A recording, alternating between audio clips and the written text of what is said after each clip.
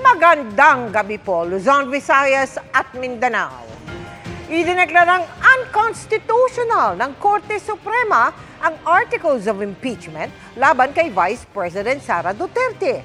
Ang sabi nito, nilabag ang one-year bar rule o yung utos ng saligang batas na isang impeachment complaint lang ang maaaring ihain laban sa isang opisyal sa loob ng isang taon. Pero paglilinaw ng Korte Suprema, hindi nito inaabsuelto ang bise sa mga reklamo. Ang desisyon ay bahagi lamang anila ng katungkulang tukuyin kung nasunod ang prosesong itinatakda ng saligang batas. Nakatutok live si Salima Refran. Salima. Mel, Emil, unanimous nga naging desisyon ng Korte Suprema sa pagsasabing unconstitutional o labag sa saligang batas ang Articles of Impeachment laban kay Vice President Sara Duterte. Sa botong 13-0, idineklara ng Korte Suprema na null and void o walang bisa ang fourth impeachment complaint na nirefer sa Senado. Nag-inhibit o hindi bumoto si Associate Justice Benjamin Caguioa habang nakalive naman si Associate Justice Philomena Sig. Dalawang pinunto ng Korte. Una, ang fourth impeachment complaint ay labag sa one-year bar rule ng konstitusyon kung saan isang impeachment complaint lamang ang maaaring ihain laban sa isang opisyal sa loob ng isang taon. Tinukoy ng Korte ang naunang tatlong impeachment complaint na hindi inaksyonan ng Kamara. In-archive kaya dismiss daw ang turing dito. Sinabi sa desisyon ng Korte Suprema na ang one-year bar rule ay naging epektibo simula nang i-dismiss sa mga reklamo. Kaya maaari lamang mag-file muli ng impeachment complaint laban kay Duterte sa February 6, 2026.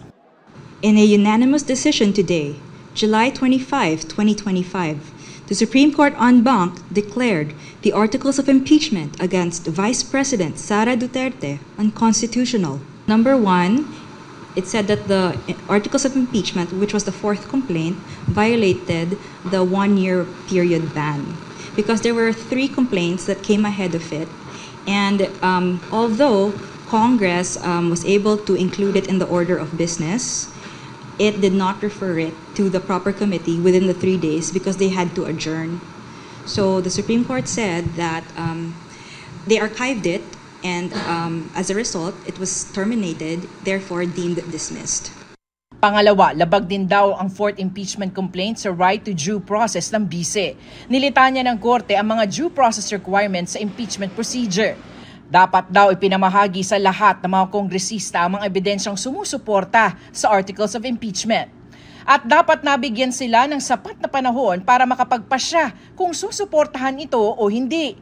Dapat din daw sapat ng ebidensya para patunayan ang mga alegasyon. Dapat bigyan ng pagkakataon ng akusado na maipahayag ang kanyang panig bago i-transmit sa Senado ang reklamo. Due process or fairness applies during all stages of the impeachment process.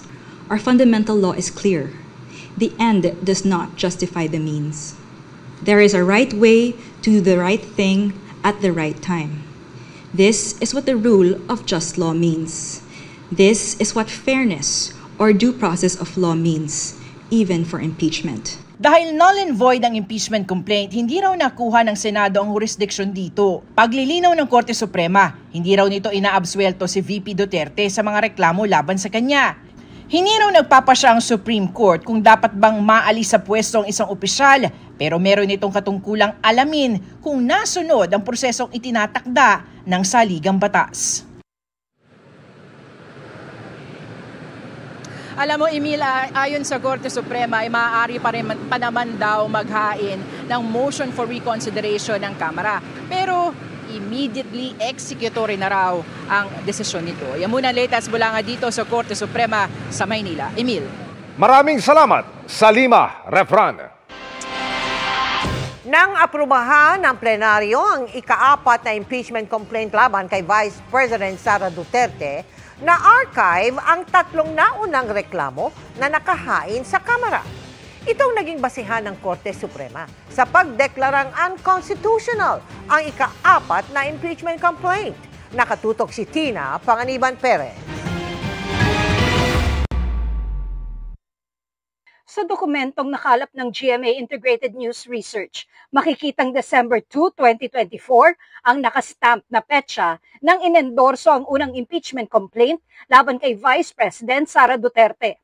December 4, 2024 naman ang second complaint at December 19 naman ang ikatlong complaint.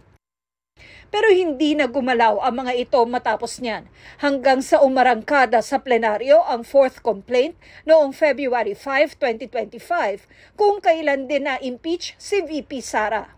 Is there any objection? The chair hears none. The motion is approved. Kabilang sa reklamong nilalaman ng articles of impeachment, ang umano'y maanomalyang paggamit ng confidential funds ng Vice Presidente, pati ang umano'y planong pagpatay sa Pangulo, First Lady at House Speaker. Ang unang tatlong reklamo, ipinag-utos namang i-archive na. Pero sabi sa desisyon ng Korte Suprema, dahil sa ginawang ito ng Kamara, may tuturing na terminated o dismissed na ang unang tatlong reklamo. Dito raw papasok ang one-year bar rule sa ilalim ng saligang batas na nagsasaad na isang impeachment complaint lamang ang maaaring simulan laban sa isang opisyal sa loob ng isang taon. Sabi ng Korte Suprema, nagsisimula ang one-year bar oras na ma-dismiss o hindi nabuhay ang isang impeachment complaint. Dahil matuturing na dismiss na ang unang tatlong complaint noong February 5, 2025, hindi raw pwedeng magsimula ng panibagong impeachment complaint ng mas maaga sa February 6, 2026. Para sa GMA Integrated News, Tina Panganiban Perez, nakatutok 24 oras.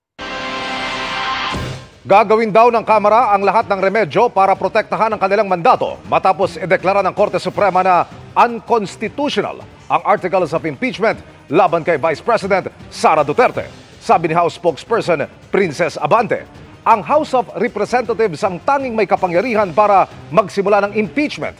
Dagdag ni Abante, kung papayagan ang pangimasok ng hudikatura sa pagsisimula ng impeachment process, nalalagay anya sa alanganin ng prinsipyo ng checks and balances. Hakbang na politikal na nakaugat sa people's will anya ang impeachment. Hindi raw dapat ito patahimikin ng anumang teknikalidad.